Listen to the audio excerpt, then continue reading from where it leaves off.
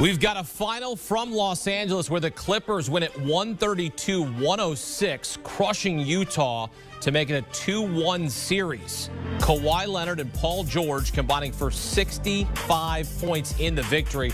Donovan Mitchell goes for 30 in this one. Banged up late, didn't play late in the fourth quarter. Certainly a business decision on the part of Quinn Snyder when you know you're going to lose this game. But 132-106. Paul George snaps a 17-game streak without scoring 30 points. Kawhi Leonard has his third playoff game with 30 points, 10 rebounds, and 5 assists for the Clippers. All other players in franchise history combined for 2. So the Clippers get a much-needed win at home at Staples Center.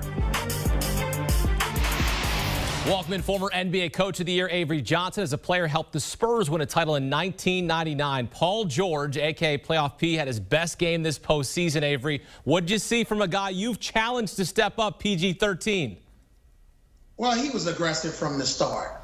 And whenever he mixes up his game, you know, whether he played for the Indiana Pacers, the Oklahoma City Thunder, and now the Los Angeles Clippers, you know, when he mixes up his game and plays at all three levels, at the basket, mid-range, and behind the three-point line, and he just doesn't settle for fadeaway bailout threes, and he's aggressive and tenacious, I think that's when he's at his best. And then when he's competitive on the defensive end, Paul George had one of his better defensive games, not necessarily in situations against Donovan Mitchell, but against the other players. Jordan Clarkson, who's really been able to have unbelievable breakout games against the Clippers in those first 2 games in Utah. So Paul George put it all together. He played both ends of the floor. He was the two-way PG-13 and not just a one-way PG-13. And that took a lot of pressure off the Clippers, took a lot of pressure also off of Kawhi Leonard, energized the rest of the team. And I was very impressed with his balance, a lot of on-balance shots, not a lot of off-balance shots, and led to this blowout victory in Game 3. Yeah, Paul George snapping a 17-game streak without scoring 30 points, and his running mate, as you mentioned there, Kawhi Leonard, just as good. Third playoff game with 30 points, 10 rebounds, and 5 assists for the Clips. What was different for the Clippers in Game 3 compared to the first 2 games against the Jazz? Well, it's defense. I think they've settled on that they're going to have a hard time slowing down Donovan Mitchell, but the other players, Rudy Gobert, Bogdanovic, Clarkson, Derek Favors, who's not playing a ton of minutes, trying to slow those guys down, especially without Mike Conley. That's the key.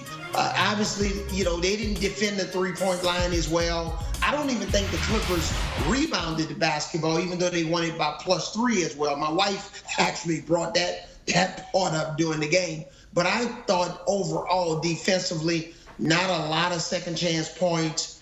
They got back in transition, got their defense set. Not a lot of easy baskets for the Utah Jazz. And I think they found something out with that 2-3 matchup zone, switching defense against Utah, which kind of stymied them, especially in the second half of Game 2.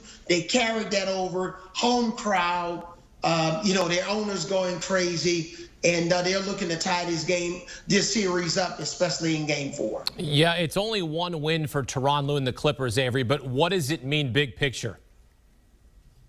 Well, it means big picture that, I picked the Clippers to win this series. All right. And I'm sticking with it. I am sticking with it. I'm not giving up. The Utah Jazz did a nice job of protecting their home court. The Clippers came out of a very exhausting series against the Dallas Mavericks by going, 7 games, especially when they were down 0-2 in that series. And they're trying to make history because no team in history of the NBA playoffs has been down 0-2 2 consecutive series in a row and have come back and won both series. So they're messing around with historical numbers right now, but let them get their feet under them.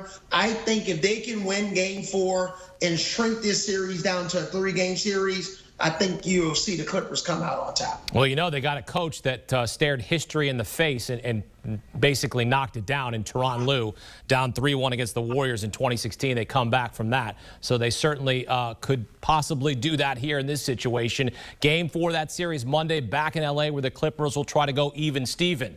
We got a pair of Game 4s on Sunday. First at 3 Eastern, Nets and Bucks playing in a pivotal Game 4. It's going to be either a 3-1 or a 2-2 scenario going back to Brooklyn. James Harden remains out with a hamstring injury, ruled out for Game 4. Avery, I want you to play the role of each head coach here. Coming off that dramatic, emotional Game 3, Milwaukee's Mike Budenholzer, Brooklyn's Steve Nash. What's your message to your team, starting with the Bucks? Well, if you're the Bucks, they're going to have to play a whole lot better because the Nets are not going to play an ugly game of brand of basketball offensively. So what Mike Budenholzer is telling his team that, we need more guys to step up, especially Jrue Holiday. He's got to step up and play better. That's why they got him. That's why they traded Eric Bledsoe.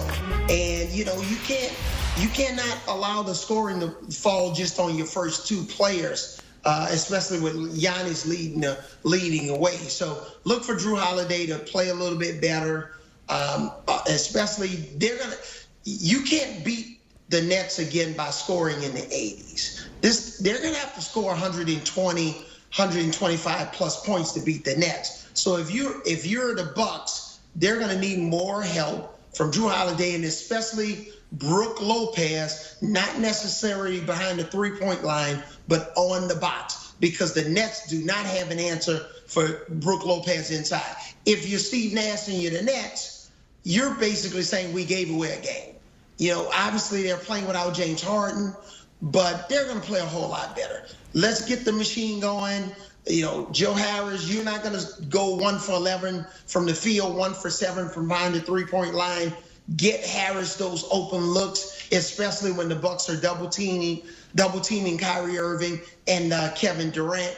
They got to make sure that he's free. Brown, make sure when he's in a situation, instead of shooting floaters from the 3-point line, kick the ball out to the shooters and guys that are much better scorers, because when he's shooting these floaters, as we're showing in this highlight, get a little bit closer to the basket or make 1 extra pass. Yeah, and let's not have Bruce Brown take the game-winning shot or big-time shots down the stretch. No disrespect to him, had a double-double in that game.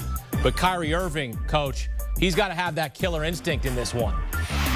Yeah, he needs to have that killer instinct the same way he had against the Boston Celtics.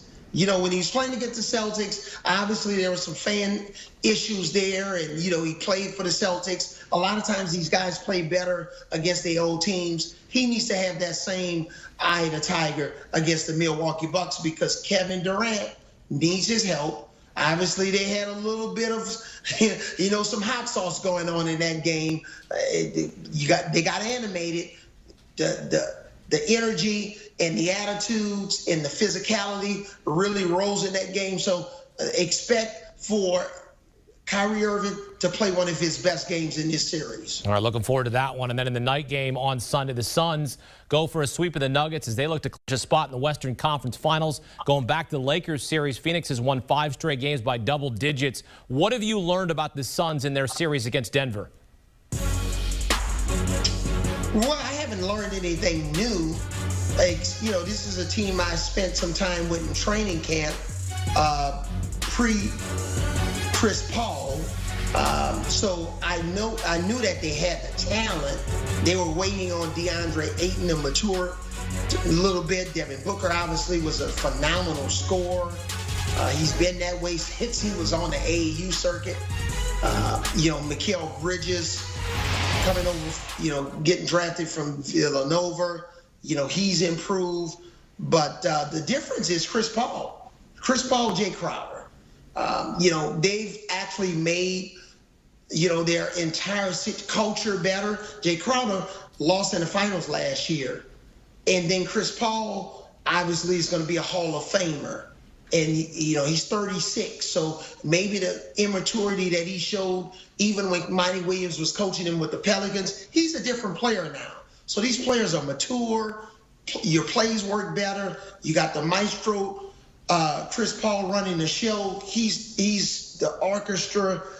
He's orchestrating this whole entire band per se. And Monty Williams is a much better coach because Chris Paul is there. Jay Crowder's come out of his three-point shoot. I am not surprised about anything with the Phoenix Suns. I expect the Phoenix Suns to be representing the Western Conference in the NBA Finals this year. And I expect the Phoenix Suns to pull out the broom tomorrow night in Denver and sweep this series. All right, so you think that the Suns are going to be in the Western Conference Finals representing the West in the NBA Finals. Are they built to win the NBA championship? Well, I think defensively they're going to have a little bit of an improvement, especially in the NBA Finals, if they're going against the Brooklyn Nets. Because the Brooklyn Nets, if James Harden is healthy, those guys are capable of scoring 90 points between those three guys. And you only need another 20 or 30 from the rest of the team. So I think it depends on health. If they're in the NBA Finals, we all know Chris Paul needs to be healthy. He's come up lame a couple of times with the Houston Rockets and in other situations with the Clippers where he's, had some untimely injuries. So if he's healthy, and, the Phoenix Suns, Ayton is playing at the level where he's playing, Booker, have a tremendous amount of confidence in him and the rest of the supporting cast, they're going to be hard to beat. Sign me up for that NBA Finals.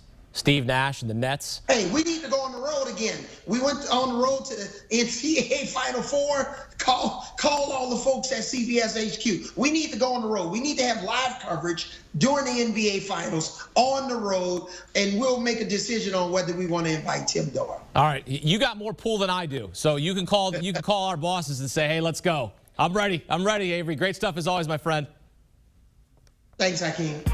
All right, we mentioned pair of Game 4s on Sunday. Nets are a short 1.5-point favorite. The total 228.5 in that one as Milwaukee looks to even up the series at 2 games apiece. Then at 8 Eastern, the Suns a 3-point road favorite as they look to clinch a spot in the Western Conference Finals.